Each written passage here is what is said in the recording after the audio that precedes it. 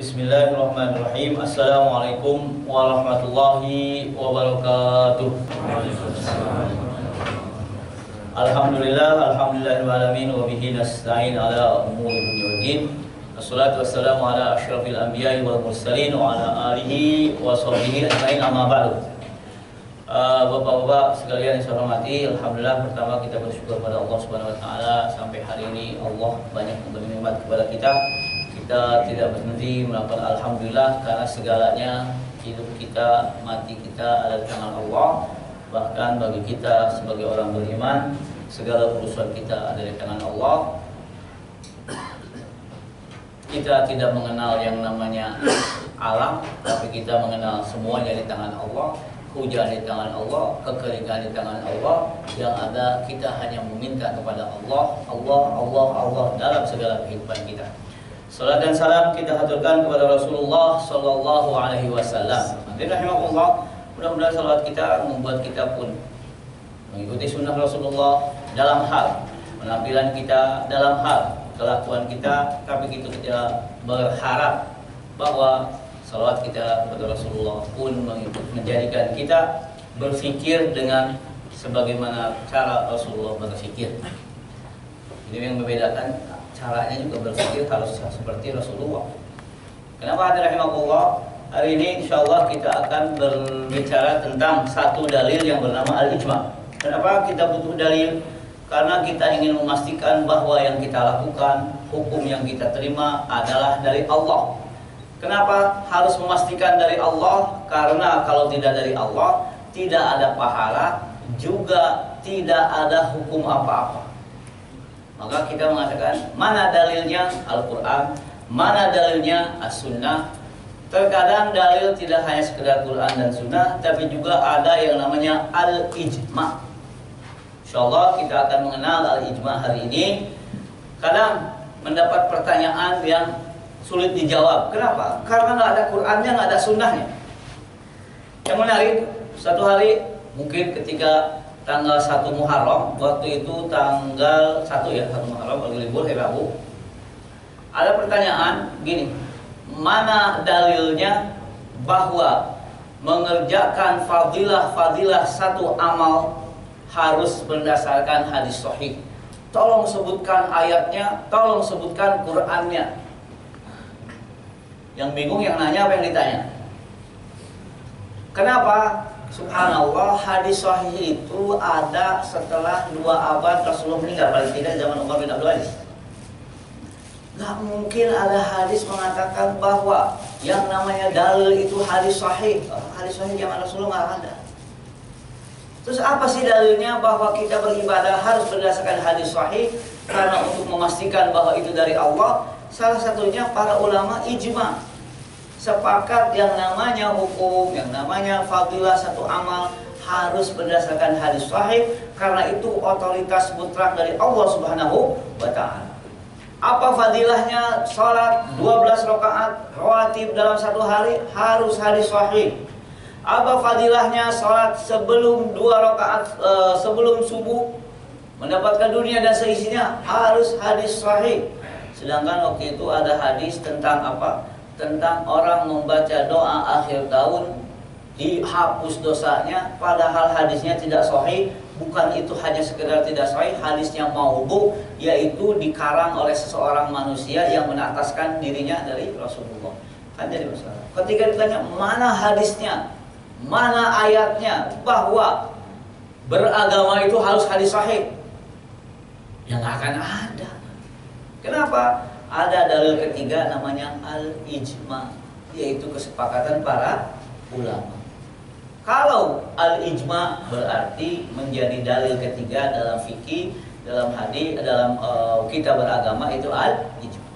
Bahkan kekuatan ijma walaupun dia itu nomor 3 dalam urutan dalil, akan tetapi kalau sudah jadi ijma bisa jadi lebih kuat dari hadis itu sendiri.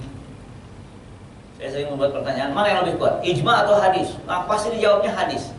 Subhanallah, ijma itu setelah melalui proses ijtihad memahami hadis, ketika ulama sepakat disebut ijma. Maka hari ini kita akan belajar apa itu al-ijma. ijma adalah pertama ittifaqul mujtahidin, yaitu kesepakatan seluruh mujtahid. Jadi kalau ada mujtahid beristihad dan sepakat, hasilnya namanya ijma. Apa ijma? Kesepakatan seluruh mujtahid dari kalangan umat Islam. Kalau ijma air turun dari tempat tinggi ke tempat rendah, itu bukan ijma. Kenapa? Karena ada yang non muslim. Dalam apa? Hukum syara. Jadi dalam hukum alam nggak ada. Pada satu masa, di sini nanti ijma kapan? Terjadi di zaman Utsman, di satu masa. Ijma kapan? Boleh sholat tarawih berjamaah. Ijma terjadi di zaman Umar. Terjadi di zaman. Jadi satu masa itu kapan? Di masa Umar, di masa Utsman. Dan tidak perlu dalam ijma seluruh ulama yang hidup dari awal sampai akhir sepakat, nggak akan terjadi ijma sama. Misalkan kalau di zaman Umar di Madinah terdapat 20 mujtahid, 20-20-nya di zaman Umar sepakat. Di antaranya sholat tarawih berjamaah. Semua sepakat. Setelah Rasulullah wafat tidak ada ijma kecuali setelah Rasulullah wafat. Kenapa? Kalau ada Rasulullah yang ditanya Rasulullah.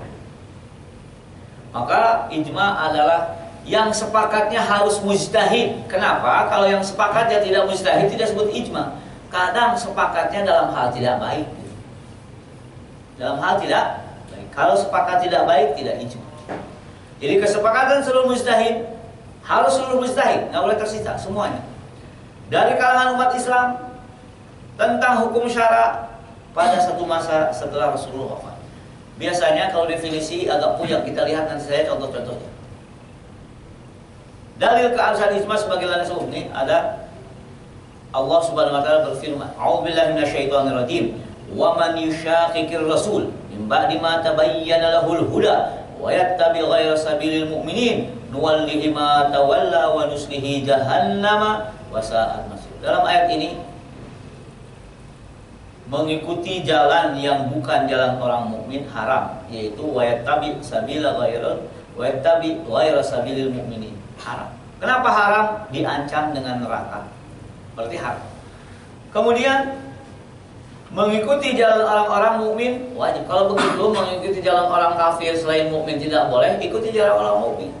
Mengikuti jalan orang mukmin adalah ijma.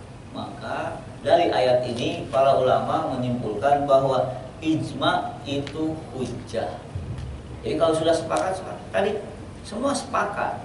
Yang namanya fadhail amal, yang meyakini adanya fadilah satu amal itu harus hadis sahih. Apalagi sampai menghapus dosa. Karena yang punya otoritas menghapus dosa itu Allah. Kalau begitu jaminannya harus dari Allah. Yang terkadang kita fadhail amal itu dalam hadis dhaif, fadhail amal boleh dilakukan dengan keyakinan hadisnya dhaif.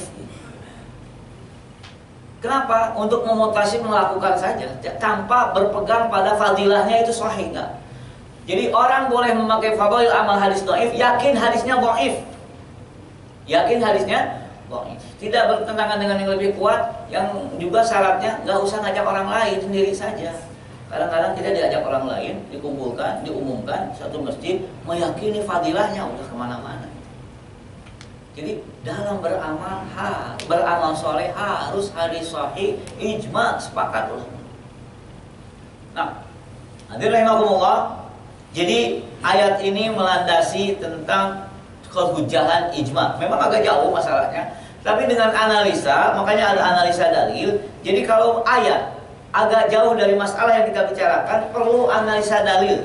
Karena memahami Al-Quran, memahami Sunnah, tidak selamanya makna tersurat, tapi ada makna tersirat. Kadang-kadang orang lupa makna tersirat. Hari ini ada pertanyaan, ini pertanyaannya. Mana dalilnya hadis yang sahih, ayat Quran bahwa meminta kepada yang meninggal adalah haram? Kan yang bingung yang menjawab, kenapa? Oh yakin banget nggak haram? Gak ada, ya gak ada hadisnya. Rasulullah bersabda, gak boleh minta kepada yang meninggal, gak ada. Yang ada apa diantaranya? makna tersirat. Allah mengatakan tidak boleh. Yang memberikan manfaat dan madarat hanya Allah. An-nafi ad-dar wa. Kalau begitu minta kepada selain Allah, baik itu manusia yang dikubur atau tidak, ya haram. Tapi yang jadi masalah bukan minta kepada yang meninggal, bertawasul dengan yang meninggal, itu masalah fikih. Tapi kalau cari dalil, mana hadisnya? Apa? Rasulullah melarang kita berdoa meminta kepada yang meninggal. Semua itu minal musallamat. Musallamat itu diantaranya semua orang sepakat dengan itu. Bahkan kadang-kadang al-maklum minad din bid-darurah, meminta sesuatu kepada selain Allah musyrik, apalagi kepada. Ya kadang-kadang pertanyaannya subhanallah. Jadi semangatnya Al-Quran dan Sunnah. Mana Qurannya? Mana Sunnahnya? Saya bilang emang dalil cuma 2, masih ada 9 lagi kita belajar dalil. 9. Nanti lebih parah lagi, haram menurut Quran, tapi wajib dilakukan. Bagaimana? Nanti ada. Jadi tidak sederhana dalam memahami dalil. Akhirnya hadirin rahimakumullah, dalil keabsahan ijma seperti ini. Kemudian mengikuti ijma wajib. Ada hadis khusus yang disebutkan oleh ulama bahwa ini menjadi landasan ijma. Dari Ibnu Umar radhiyallahu an, Rasulullah bersabda sallallahu alaihi wasallam, sesungguhnya Allah tidak akan mengumpulkan umatku dalam kesesatan. Artinya, kalau umatku sepakat dalam satu masalah, maka itu pasti benar. Siapa yang sepakat? Para mujtahid. Terkadang urusan ijtihadnya panjang, tapi kalau sepakat mujtahid boleh. Ya nanti mungkin kita hari ini akan melihat, oh sekilas bid'ah, ternyata kok boleh. Ijma. Kadang-kadang ijma. Jadi kalau ditanya mana ayatnya, mana Qur'annya, ya nggak ada. Cuman kadang-kadang pertanyaannya terlalu lugu, bahasa halusnya lugu, bahasa kasarnya bodoh. Mana hadis sahih? Hadis sahih itu berapa abad setelah Rasulullah meninggal? Ya nggak mungkin. Kalau kalian harus mulai hadis sahih, nggak mungkin. Kan di zaman Rasulullah nggak ada hadis sahih, hadis dhaif, nggak ada. Hadis sahih, hadis dhaif itu ada karena orang ragu ini benar nggak dari Rasulullah. Imam Bukhari menghafal 300.000 hadis, 200.000 hadis dhaif, 100.000 hadis sahih. Yang ditulis dalam Sahih Bukhari 8.000. Ketika dibuang yang terulang, sisanya 4.000. Jadi rahimahullah, dalam hal ini hadis dhaif tidak dhaif itu ada setelah Rasulullah meninggal. Ya nggak mungkin. Mana hadisnya bahwa berfikih itu harus pakai Quran dan Sunnah? Nggak ada. Tapi semua ulama sepakat, disebut al-ijma. Macam ijma, kita akan melihat hari ini ijma ada 2, ijma sharih dan ijma sukuti. Sukuti itu diam. Apa itu ijma sharih? Kesepakatan tegas. Sharih itu tegas. Kesepakatan tegas dari seluruh mujtahid, di mana masing-masing mujtahid menyatakan persetujuannya secara tegas terhadap kesimpulan sebuah masalah. Jadi kalau seluruh mujtahid yang ada di zaman Umar pakai 10 orang ada mujtahid misalkan, seluruhnya 10 menyatakan saya setuju dengan pendapat ini, itu jadi ijma sudah. Kalau sudah jadi ijma, derajatnya pindah dari dhonni yang masih ada kemungkinan tidak benar dengan qat'i yang pasti tidak ada salahnya. Itu ijma. Yang kedua namanya ijma sukuti. Kenapa? Yang masalahnya adalah pernyataan setujunya tidak tegas. Kenapa? Diam. Apakah diam dinyatakan setuju? Kata ulama, diam setuju. Kenapa? Karena ulama itu kalau tidak setuju harus ngomong. Maka di mana keadaan ijma sukuti karena diamnya dianggap setuju. Jadi rahimahullah. Kalau begini, lihat gambar ini. Ini ijma sharih. Bagaimana gambaran pertama atau ilustrasi ijma sharih yang pertama? Ada sebuah masalah, kemudian mujtahid yang ini di mujtahid itu ada sejumlah mujtahid. Seluruh mujtahid berijtihad. Yang satu berijtihad, yang dua berijtihad, yang tiga berijtihad, semua ijtihad. Namun ini paling kuat ijma kayak begini. Namun setelah diteliti ternyata pendapatnya sama semua. Kalau begitu ijma. Ketika ijtihad tersebut, dia nggak ada yang janjian ijtihad semuanya. Pas dikumpulkan kok sama, berarti ijma. Jadi wajib sholat ijma. Wajib sholat ijma. Maka yang mengatakan sholat tidak wajib kafir.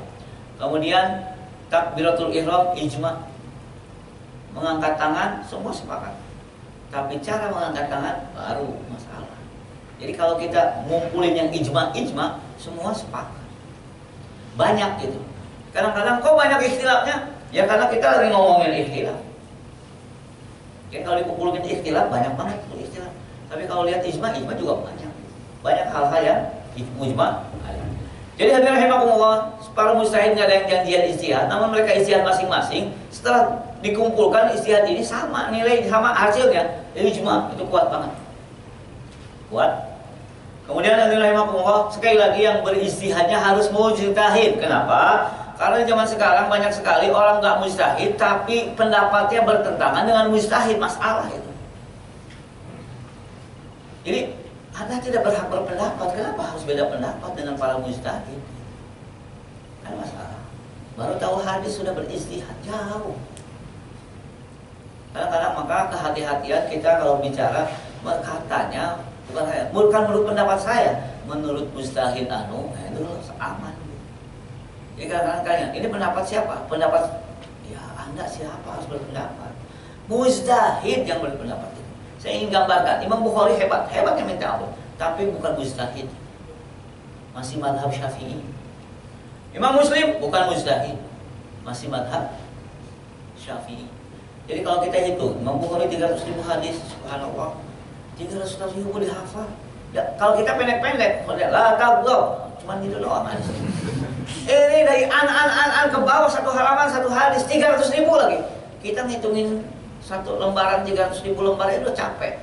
1, 2, 3. Ini. Jadi saya ingin membayangkan mujtahid itu nggak mudah.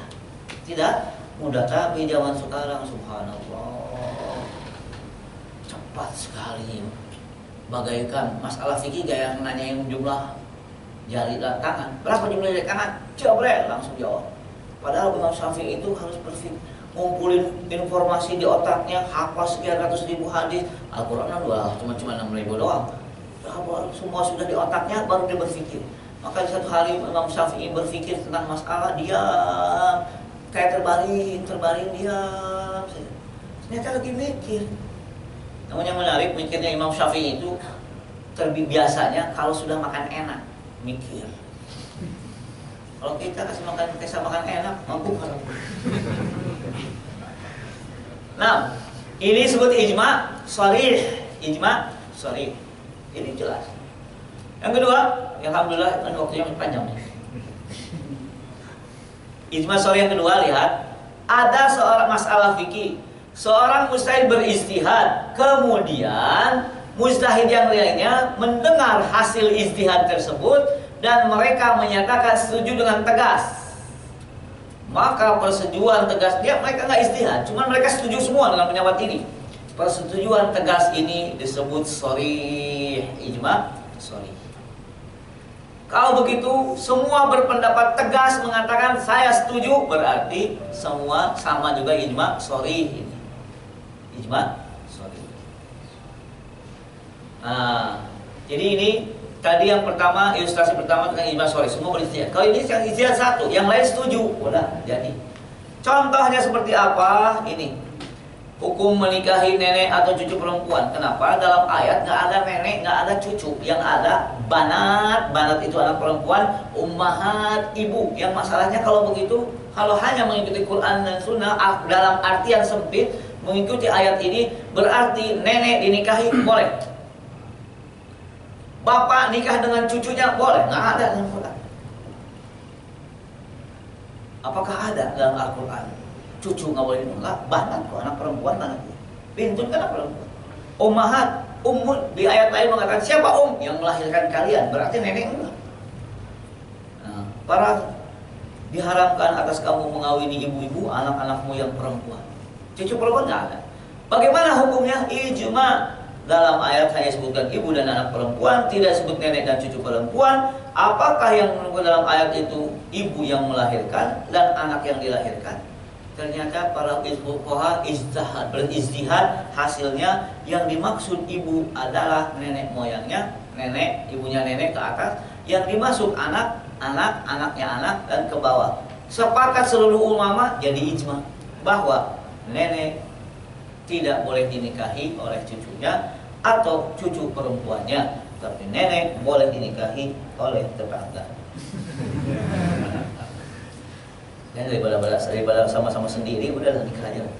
Nah, jadi hadirin rahimakumullah, ulama sepakat tentang keharaman menikah nenek atau perempuan. Sepakat itu ijma. Jadi ijtihad sepakat baru ijma. Jadi ijtihad itu pasti dilandasi dalil. Dan saya ingatkan, jangan suudzon dengan ulama, mereka berijtihad tanpa dalil seakan-akan kita lebih hebat. Itu kan perkataan ulama, bukan perkataan hadis. Mustahil para ulama, apalagi sekarang Imam Syafi'i, Ahmad bin Hanbal berijtihad tanpa dalil. Mustahil. Saya ingin mengatakan mustahil. Ahmad bin Hanbal itu sangat soleh, solehnya minta ampun. Saking solehnya Ahmad bin Hanbal, kalau ada orang kesurupan nggak usah dibacain ayat, dikasih sendalnya doang. Imam Ahmad ada yang kesurupan, oh ambil sendal, bawa sendalnya, kabur. Kita ayat kursi bolak-balik juga. Jadi maksud saya, tidak sembarangan Ahmad bin Hanbal beristighfar. Apakah kita dengan mudah menyalahkan Ahmad bin Hanbal? Mustahil ya, siapa kita? Kadang-kadang kita, ya subhanallah, wah itu kan kata-kata ulama, bukan ya Allah. Pasti ada ijtihad. Hadirin rahimakumullah, contohnya Basri. Ini ceritanya, satu hari Abu Bakar sedang duduk bersama sahabat. Kemudian datang seorang, kau Abu Bakar, nenek-nenek juga, ini nenek-nenek terus nih. Dia datang, Abu Bakar, cucu saya meninggal dan ibu dia sudah meninggal. Apakah saya dapat waris? Jadi cucunya meninggal, jadi sebelumnya ibu anak ini meninggal. Kemudian anak ini meninggal, tapi neneknya masih hidup. Pertanyaan dari nenek ini, saya dapat waris nggak? Karena yang meninggal bukan anak saya, cucu saya. Ibunya udah meninggal duluan. Kalau ibunya ada, jelas nenek nggak dapat. Abu Bakar bilang nanti dulu. Saya tanya dulu sahabat. Kalau zaman sekarang, pertanyaan, dijawab semua, jebret. Maka kata orang, subhanallah, kalau Umar ditanya kayak begitu, dikumpulkannya ahlu Badar. Ini zaman sekarang, wah lu jawab semua kiri kanan, wah. Tidak hati-hati dalam menjawab soal. Kemudian hadirin rahimakumullah, Abu Bakar pernah ditanya tentang masalah ini kepada. Kemudian Abu Bakar bertanya tentang hal ini kepada sahabat. Salah seorang dari sahabat mengatakan, Mughirah bin Syu'bah memberitahu bahwa Rasulullah memberikannya ada bagian 1/6. Kata Abu Bakar, nggak cukup satu, mana yang lain? Ada yang sama pendapatnya? Ada, yaitu Muhammad bin Maslamah berdiri. Saya juga mendengar Rasulullah mengatakan seperti itu. Kalau begitu, ketika mereka sepakat bahwa nenek dapat 1/6, kalau cucunya meninggal dengan syarat ibunya sudah meninggal, berarti ijma. Kenapa yang lain setuju? Di zaman Abu Bakar. Berarti ijma. Jadi banyak sekali ijma para mujtahid. Sekarang mujtahidnya kurang, ya memang agak susah kalau sekarang. Tapi ada di zaman sekarang ijma terjadi, ada. Salah satu contohnya, sekarang nggak ada yang menentang bahwa tawaf di tingkat 2, 3, 4 itu nggak ada yang menentang. Semua sepakat. Semua sepakat. Hadirin rahimakumullah, ini ijma sharih. Sekarang cek hadis nggak usah, saya kira. Kenapa saya sudah suka ditulis teksnya? Sekarang ada pertanyaan, hadisnya sahih kah? Tuh ada bukti otentiknya tentang hadis. Hukum ijma sharih disepakati hujjah, semua sepakat. Sesuatu yang sudah berubah menjadi ijma sharih, maka kekuatan hukumnya pindah dari dhani menjadi qat'i. Jadi kalau sudah ijma sharih semua sepakat, nggak ada yang benar, qat'i. Seperti sholat wajib semua sepakat, qat'i. Bahkan dalam fikih disebutkan tidak ada seorang pun fakih para fuqaha mengatakan bahwa jilbab tidak wajib, semua mengatakan wajib. Ijma sharih. Kan ada yang mengatakan wajib, fuqaha bukan. Ijma sharih tidak boleh ditentang oleh mujtahid yang hidup setelah ijma tersebut terjadi. Jadi kalau sudah ijma di zaman Utsman, tidak boleh ditentang di zaman sekarang. Maka sekali lagi saya ulang, Syekh Utsaimin rahimahullah marah kepada orang yang mengatakan bahwa azan awal Jumat bid'ah. Kenapa? Itu terjadi di zaman Utsman bin Affan, disepakati oleh para sahabat, dan Rasulullah menjamin Utsman sebagai khulafaur rasyidin, dijamin kalau sudah sepakat tidak boleh. Jadi alaikum sunnatu khulafaur rasyidin. Bahkan Ibnu Utsaimin mengatakan kalau yang mengatakan adzan awal bid'ah itu sudah merendahkan Rasulullah, merendahkan para sahabat yang ijma pada waktu itu, dan merendahkan Utsman sebagai khulafaur rasyidin. Tapi kadang zaman sekarang bid'ah, nanti dulu, jangan terlalu cepat. Saya khawatir karena tidak tahu. Ya kan pertanyaannya begini, tidak ada atau tidak tahu ada? Jadi bukan tidak tahu ada pasti tidak ada, nggak ada. Jadi hadirin rahimakumullah, tidak bisa kita, kalaupun kita tidak melakukannya, ya jangan mengatakan tidak boleh. Memang ada perbedaan, kalau dulu sebelum zuhur baru adzan gitu, mengingatkan. Jadi hadirin rahimakumullah, tidak bisa saling menyalahkan dalam hal apakah adzan satu kali atau dua kali, karena sudah menjadi ijma. Hadirin rahimakumullah. Nah sekarang Ibnu Sukuti banyak.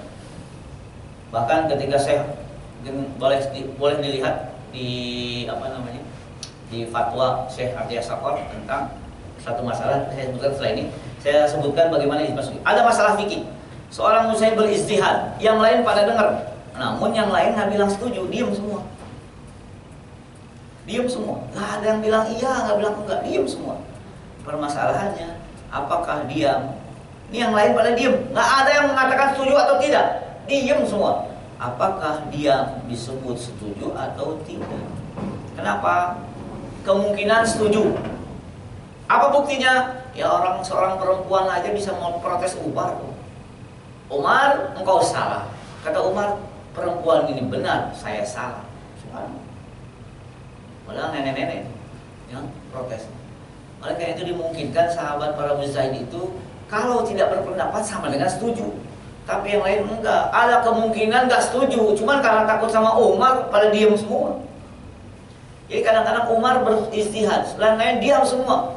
Bukannya enggak setuju, takut sama Umar.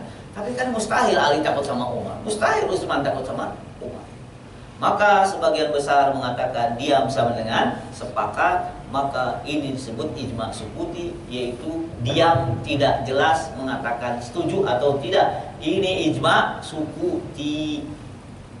Nah, ijma sukuti banyak contohnya. Salah satu contohnya, lihat. Ini, apakah kotoran hewan yang dimakan dagingnya suci dan boleh diperjualbelikan? Dalam buku fikih Sunda sebutkan tanpa ada yang menentang, berarti kalau tanpa ada yang menentang sudah ijma sukuti paling tidak. Paling tidak. Berarti kotoran ayam boleh jual beli nggak? Dimakan nggak dagingnya? Dimakan, boleh menurut pendapat ini.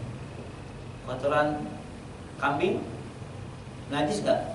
Karena kalau mazhab Syafi'i najis nggak boleh jual beli. Najis tidak boleh jual. Kalau mazhab Hanafi selama manfaat boleh. Nah, dalam hal ini bagaimana muncul najis tidak najisnya? Menurut di sini mengatakan nggak ada yang menentang. Dulu pun pada penjual kalau boleh dijual belikan nggak najis. Apa kaidahnya? Ya selama hewan tersebut dimakan dagingnya nggak najis. Apa dalilnya? Nah, ini menarik. Suatu hari Rasulullah SAW menyuruh mengobati kaum Oroniyin karena punya penyakit kulit dengan cara apa? Dengan cara suruh meminum susu unta dan kencing unta. Apa unta? Tidak dimakan dagingnya. Berarti seluruh yang tidak dimakan dagingnya, seluruh hewan yang dimakan dagingnya tidak najis. Jadi tidak sederhana memahami hadis.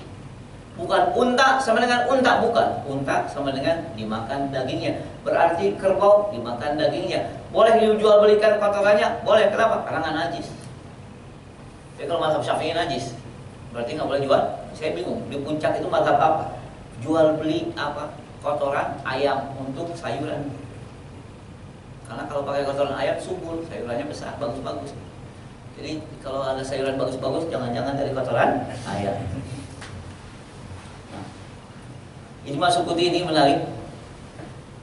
Ayo, apakah pahala bacaan Quran sampai kepada yang meninggal? Pasti ada yang mengatakan iya, pada juga. Yang menarik, yang membolehkan adalah madhab Hambali. Madhab ya, ini teksnya. Salah satu dalil yang pakai mazhab Hambali bahwa bacaan Quran sampai kepada yang meninggal adalah ijma sukuti. Karena ijma sukuti menyebutkan min ghairi nakirin. Apa artinya? Dalil kami, kata Ibnu Qudamah, menukil pendapat Ahmad bin Hanbal. Ijma kaum muslimin. Walana ma dzakarnahu wa annahu ijma'ul muslimin. Mereka di setiap zaman dan setiap kota berkumpul dan membaca Al-Quran, menghadiahkan pahalanya kepada yang meninggal tanpa ada yang menentang. Yang menjadi masalah, apakah satu hal berjalan berabad-abad tanpa ada yang menentang, kemudian di kemudian hari disebut bid'ah, masalah. Ya kalau orang Arab kan baca Qurannya cepat, kumpul baca Quran hadiah. Bagaimana hukumnya kumpul baca Yasin hadiah? Yasin an. Ya kan yang an itu masalah. Yasin an masalah. Tahlil nggak masalah. Kalau pakai an jadi masalah. Tahlil an jadi masalah. SMS sekali nggak masalah. Kalau SMS-an masalah. Kadang an nggak masalah. Ya, coba hadis ini subhanallah. Mana ayatnya? Mana ijma? Siapa? Paling tidak ijma sukuti. Paling tidak kalau ijma sukuti mustahil bid'ah gitu. Loh, yang menarik mazhab siapa? Ahmad. Loh, kok mazhab Ahmad? Jadi, seolah alam kita ketukar mazhab di mana? Yang jelas Indonesia pada Yasinan kayaknya pendapatnya pendapat Hambali. Tukeran mulu. Jadi hadirin rahimakumullah, kenapa saya nukilkan? Ternyata nggak disangka. Saya pernah menyampaikan, maaf, menurut Anda nggak boleh nih. Coba, paling tidak, kalaupun menurut Anda tidak boleh, nggak mustahil jadi bid'ah. Kenapa? Masa berabad-abad jadi bid'ah? Apa hukumnya menentang ijma yang sudah terjadi? Nggak boleh. Anda nggak boleh dong. Kan itu baca Quran, pakai Yasin dari Quran. Kenapa yang bisa baca Yasin? Cuma bisa ya itu. Untung nggak puluh. Jadi hadirin rahimakumullah, dalam hal ini tidak bisa mudah. Saya menghormati yang mengatakan bid'ah, silahkan. Tapi tolong jangan ribut dengan mengatakan tidak bid'ah. Kenapa? Nggak selesai kita ini kalau masalah itu. Saya bukan menyalahkan siapa ya, silahkan saja. Tapi tolong, tidak tahu belum berarti tidak ada. Tidak tahu belum berarti tidak. Kemarin subhanallah ada debat. Jadi dua-duanya doktor. Satu dari mana? Oh, nggak usah sebutkan orangnya di mana dan tempatnya di depan. Setelah dia menyangka nggak ada hadis itu, habis itu dia sebutkan, kalau Rasulullah disebutkan hadisnya jelas, masalah tabarruk. Apa masalahnya? Rasulullah pernah meminta air, kemudian beliau bertabarruk dengan orang mukmin. Kaget yang mengatakan tabarruk haram. Nanti dulu, hadisnya nggak sahih. Siap, dicek, sahih hadisnya. Paling tidak Syekh Albani rahimahullah mengatakan hasan hadis tersebut. Yang mengatakan tabarruk nggak boleh jadi grogi. Makanya tidak tahu bukan berarti tidak ada.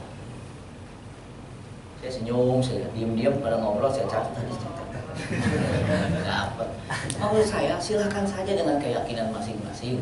Tapi hal yang membuat kita pecah jangan. Selama masalah Ijtihad itu mungkin beda pendapat tidak bisa disatukan. Kalau begitu ya toleransi saja lah sama. Bagaimana toleransinya? Ya kalau dia nggak tahlilan jangan diundang. Bagaimana kalau saya diundang? Ya kalau diundang ya terserah. Yang kadang-kadang bentuk toleransinya diundang apa enggak? Nah, jadi adalah rahimakumullah, dan ini ada di masyarakat nggak selesai masalahnya. Contoh lain ijma sukuti, kita lewat saja ini kemana? Karena masih ada masalah keujahan ijma sukuti. Apakah dia sangat dianggap setuju? Pendapat pertama menurut Imam Syafi'i dan kalangan Malikiyah dan yang belum tentu standar setuju. Yang kedua, Abu Hanafiyah mengatakan diam sama dengan setuju. Yang ketiga, diam belum tentu setuju tapi mungkin setuju. Namun pendapat seperti ini lebih kuat dari ijma sukuti, walaupun tidak sederajat ijma sahih, tapi paling tidak pendapat yang sangat kuat. Pendapat yang sangat. Memang Dr. Atiyah Sakor dari Mesir pernah ditanya, dokter katanya dalam ini, beliau salah satu kibar ulama di Mesir, Dr. Atiyah Sakor namanya. Atiyah namanya, Sakor itu orang. Kemudian ditanya, dokter gimana masalah maulid? Saya silakan saya mau maulid dengan tidak. Selain yang jelas ini pendapat Dr. Atiyah Sakor dalam hubungan ijma. Dari dulu berabad-abad nggak ada yang bilang nggak boleh. Artinya ijma semua. Nggak ada yang bilang nggak boleh. Terus kenapa sekarang jadi nggak boleh? Seakan beliau mengatakan, mengisyaratkan, kalau berabad-abad sepakat mungkin nggak sekarang jadi nggak boleh. Kemudian beliau menunjukkan dalil. Kalau mau maulid dan tidak boleh silakan. Yang jelas masalah ini nggak selesai. Tidak selesai.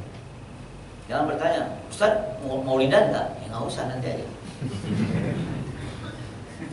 Ijma sukuti memang tidak sampai derajat qot'i, hanya dhoni, namun kekuatan maknanya sangat kuat. Nah, jadi sekali lagi bukan membela yang maulid dengan tidak, bukan membela yang Asyura yang tidak, paling tidak karena masalah ini tidak selesai-selesai. Kalau begitu sudahlah, seperti masalah fikih yang beda pendapat, nggak usah ribut. Karena kita ribut bukan untuk maslahat kita semua. Nah, landasan ijma, ijma pasti berdasarkan sebuah ijtihad. Ijtihad paling berdasarkan dalil. Dalil yang menjadi landasan ijtihad, kemudian ijtihad tersebut menjadi ijma, disebut landasan ijma. Jadi setiap ijma dilandasi ijtihad, setiap ijtihad dilandasi dalil. Dalil yang melandasi ijtihad, yang kemudian ijtihad tersebut menjadi ijma, dalil ini disebut mustanidul ijma atau landasan ijma. Ini gambarnya. Ada dalil, ada ijtihad, ijtihad berubah menjadi ijma. Dalil yang melandasi ijtihad tadi menjadi landasan ijma. Landasan ijma kadang Quran, kadang sunnah, kadang maslahat, kadang darurat, kadang qiyas. Insyaallah sebulan selanjutnya kita belajar qiyas. Alam kapan selesai? Seminggu sekali. Sebulan sekali. Nah, Al-Quran, sunnah, masalah. Nanti ada contohnya satu-satu. Tadi Al-Quran jelas tentang nenek tidak boleh dinikahi. As-sunnah nenek dapat 1/6. Ada. Maslahah kita lihat saja.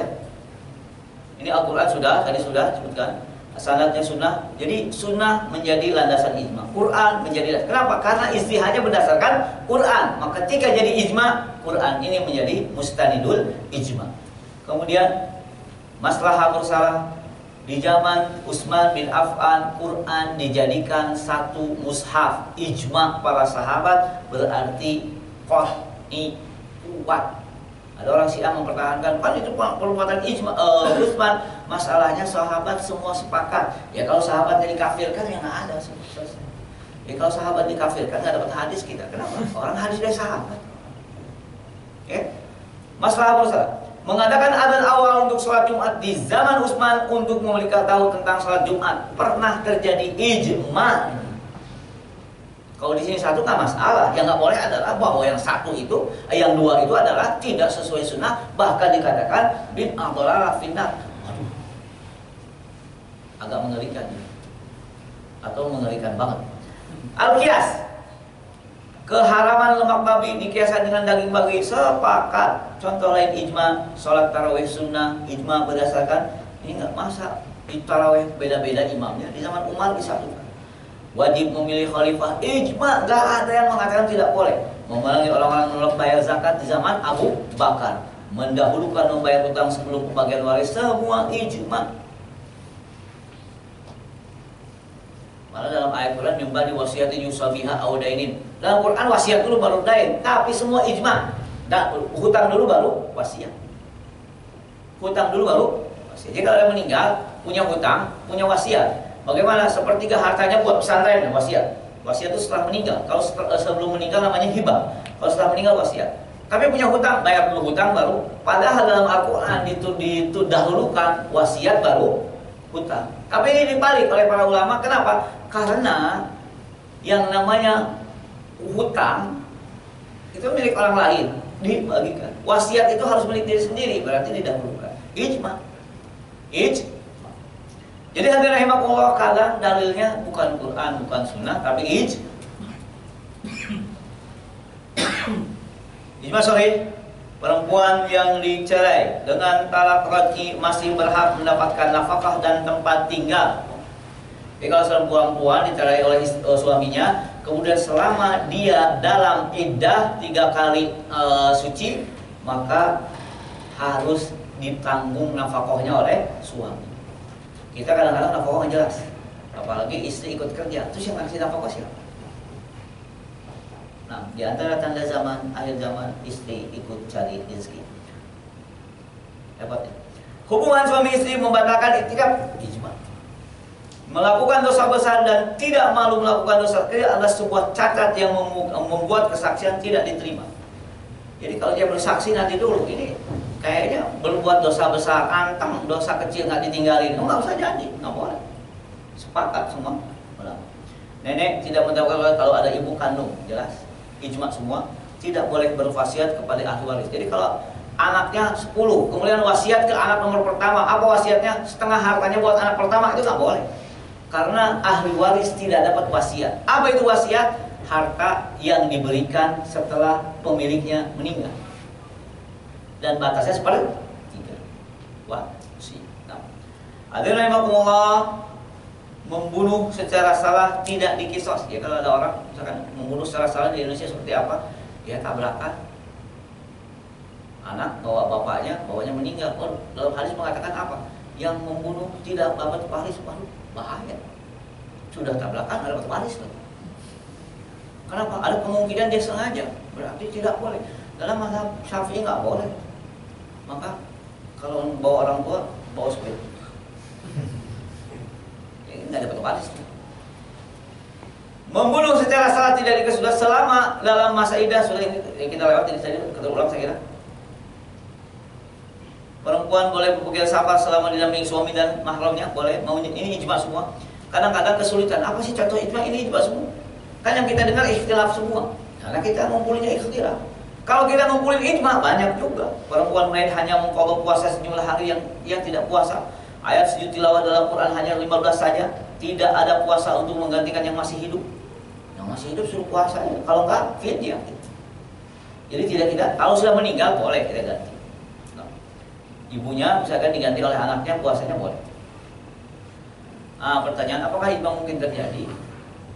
Di zaman sahabat memang terjadi. Kenapa mungkin lagi orang mau terjadi? Di zaman setelah sahabat mungkin terjadi. Di zaman tabi'in agak susah. Kenapa? Karena mujtahidnya sudah pindah kemana-mana, menyebar semua. Maka kuburan sahabat kadang-kadang nggak segera di Mekah, semuanya menyebar. Kalau begitu, apakah di zaman sekarang mungkin terjadi ijma? Mungkin dalam masalah-masalah ini memang sudah ijma. Paling manusia haram, ijma. Bank sperma haram, ijma. Sewa rahim haram, ijma. Kalau sewa rahim siapa ibunya nanti? Kan ibu melahirkan, kalau begitu di mana?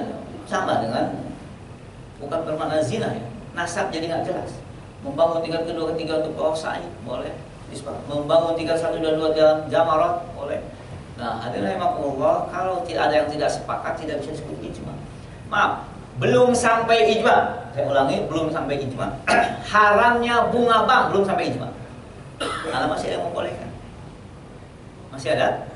Nah, kalau yang membolehkannya itu tidak dianggap ulama, yang nggak usah dianggap karena bukan ulama. Yang jelas di sini apakah lagu dangdut dengan penyanyi wanita pakaian minim, kadang juga bukan minim, banyak terlihat aurat kesana kemari, haram? Sepakat haram. Kan ada yang mengatakan boleh. Masalahnya yang membolehkan bukan ulama. Nah, itu rahimahumullah. Mungkin ini kita ijma sebetulnya banyak yang bisa kita sebutkan ijma, namun kadang pertanyaannya mana hadisnya? Saya juga bingung. Iya, mana hadisnya? Sampai seharian bingung. Saya pikir ini kayaknya pertanyaan yang salah.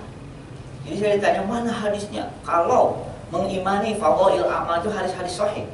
Juga di buku-buku yang nggak ada. Saya mikir, ya salah pertanyaannya. Orang hadis sahih 2 abad setelah Rasul meninggal. Itu zaman Umar bin Abdul Aziz. Kalau ada sahih tidak sahih.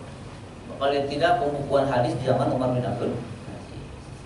Saya kira ini yang saya sampaikan pada hari ini. Ijma sepakatan para ulama harus seluruhnya, nggak boleh setengah-setengah, harus seluruhnya. Dalam satu masalah syariat, satu zaman setelah wafat Rasulullah, dan yang berijmanya orang muslim. Juga yang hal yang diijmakan adalah masalah-masalah syariat. Sekali lagi, tadi kita temukan kok Ahmad bin Hanbal bilang begitu, maka kadang-kadang bukan tidak ada, tapi tidak tahu bahwa itu ada. Saya ini yang saya sampaikan, silahkan kalau pertanyaan mudah-mudahan bisa dijawab. Kalau enggak ya kita pending ke pertemuan selanjutnya. Walau alam bisawab. Kalau pertanyaan silakan. Nah, saya catat dulu ya, silakan.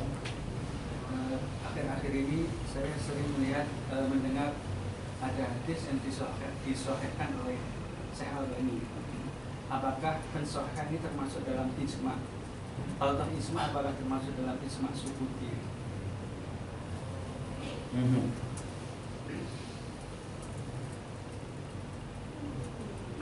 Begini, hadirin rahimakumullah. Pertama, semua mengakui tentang kapasitas Syekh Albani dalam masalah hadis. Tapi ijtihad beliau tentang sahih atau dhaif satu hadis tidak menjadi nilai mutlak. Selama disahihkan beliau pasti sahih, selama didhaifkan pasti dhaif. Karena pada akhirnya beliau hanyalah salah satu dari ulama, tidak semua ulama. Dan itu tidak disebut ijma, masih pendapat satu orang. Ketika Said Sabiq bertentangan dengan Syekh Albani dalam menilai hadis tidak sahih tidak sahihnya hadis dalam kitab Fiqh Sunnah, Said Sabiq tidak menarik pendapatnya. Kenapa? Karena merasa Syekh Albani ulama, sekali berdia nggak bisa saling menyalahkan. Jadi tidak bisa mengatakan berarti kalau sudah Syekh Albani mengatakan sahih pasti sahih dan itu ijma, bukan. Ijma sukuti tidak, karena masih banyak yang bertentangan. Salah satunya saya melihat dalam bahwa umatku terpecah belah ke dalam 73 golongan, diperdebatkan sahih tidak sahihnya hadis tersebut. Syekh Albani mengatakan, Syekh Albani mengatakan hadis tentang zakat perdagangan dhaif, ulama lain mengatakan sahih. Jadi pendapat beliau memang beliau ahlu hadis yang dihormati karena kapasitas ilmunya, tapi tidak bisa dikatakan bahwa satu-satunya yang berhak berpendapat sahih tidak sahihnya hadisnya adalah Syekh Albani rahimahullah, karena sebetulnya pada dasarnya adalah salah satu ulama. Jadi tidak bisa seperti itu. Banyak hadis, maaf saya mungkin pernah saya sampaikan perbedaan pendapat antara Syekh Utsaimin rahimahullah dengan Syekh Albani rahimahullah dalam hal apakah hadis meninggal di hari Jumat diringankan kubur sahih atau tidak sahih. Memang Syekh Albani mengatakan sahih, Syekh Utsaimin mengatakan tidak sahih. Berarti kan masih ada beda pendapat. Mana yang lebih baik? Wallahu a'lam. Yang jelas kalau berpendapat seperti pendapat Syekh Albani silakan. Tapi tolong dalam pendapat yang memungkinkan beda pendapat, dalam masalah yang memungkinkan beda pendapat, jangan terjadi keributan. Karena nggak bisa tidak. Menyatukan umat dalam satu mazhab mustahil. Kadang-kadang mustahil juga kita bermadhab satu mazhab.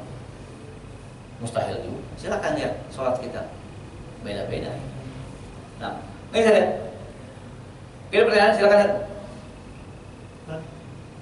Oh, Pak, silakan malah dulu. Berarti untuk kehidupan kita sehari-hari, filter yang paling gampang itu apa? Karena kan susah sekali. Filter yang paling gampang itu apa? Oke.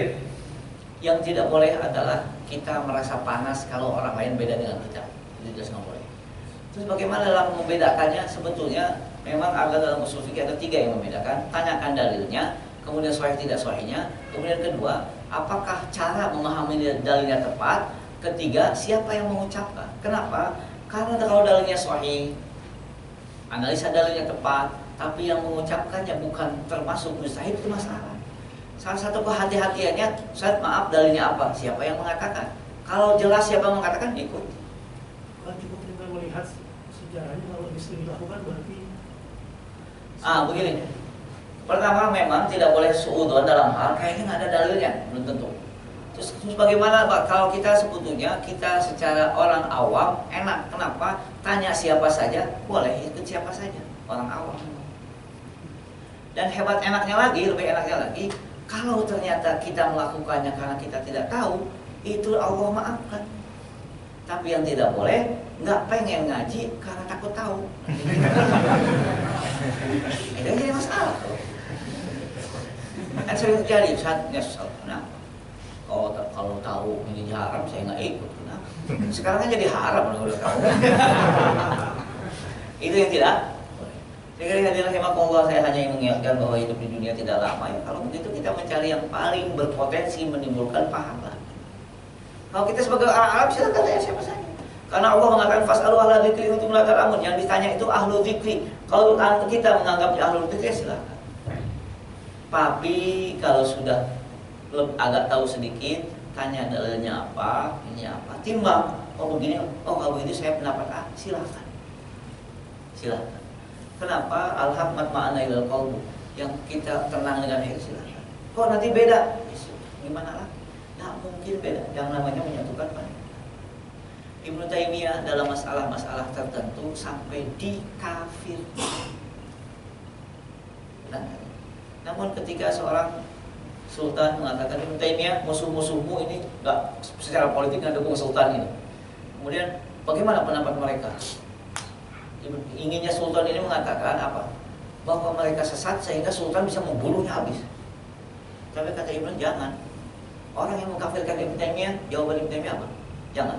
Kalau engkau membunuh mereka, nggak akan ketemu ulama sehebat mereka. Padahal mereka yang mengkafirkan Ibnu Taimiyah. Jadi kalau kita kesempatan nih, kesel-kesel juga, iya, sesat, habis sama Sultan, dibunuh. Tapi berarti kan enggak, jangan. Kalau kamu bunuh orang-orang tersebut, nggak ada ulama kayak mereka lagi. Subhan. Jadi kadang-kadang kita kesel ya, satu enggak. Jadi sepanjang sholat ngeliat ini, nggak tahu salam, ngomong. Nah, ini saya. Sebetulnya apakah baiknya kita bertanya dalil, tapi tolong dalil tidak selalu Quran dan Sunnah, ada dalil yang lain yang mana dalil tersebut menurut Quran dan Sunnah adalah benar. Dalil seperti itu. Sekarang mengenai hadis yang pembahasan berlalu, Syiah mempunyai hadis tersendiri, kemudian ijtihad tersendiri. Apakah hal ini benarkah? Ya, ini rahimahullah. Pertama, Syiah punya prinsip diantaranya apa? Hadis boleh diriwayatkan oleh para imam. Ini banyak hadis mereka yang tidak dari Rasulullah tapi dari para imam. Karena para imam ini termasuk yang maksum, terjaga dari kesalahan. Itu beda prinsip dengan Ahlus Sunnah. Kenapa? Bagi Ahlus Sunnah hadis hanya dari Rasulullah, sahabat pun tidak terjaga dari kesalahan. Walaupun Ali pun tidak terjaga dari salah.